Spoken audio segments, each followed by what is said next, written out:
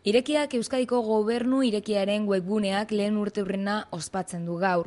Gobernu Irekirako eta interneteko komunikaziorako zuzendariaren hitzetan gardentasunaren urtea izan da hau.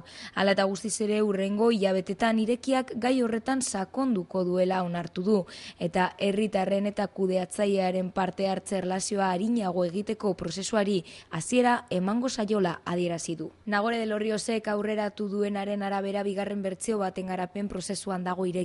Bertsio berri horren definizio urtearen lehen 3 hilabetekoan amaituko dute eta herritarrek egindako proposamenak izango dira ardatzeko bat.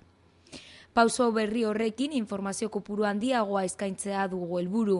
Beti ere, era ordenatuan egunero herritarrek ikuspegi errealistagoa izan dezaten gobernua denaz eta egiten duenaz. Beraldetik urte honetan Irekia jaso dituen errekonozimenduen garrantzia azpimarratu du lehendakaritzako idazkari nagusiak Manu Salinerok. Horien artean nabarmentzekoak dira jasotako ezagutza librearen fokusaria eta kopek komunikazio politikoaren elkarteak duela gutxi Irekiari egin dion errekonozimendua.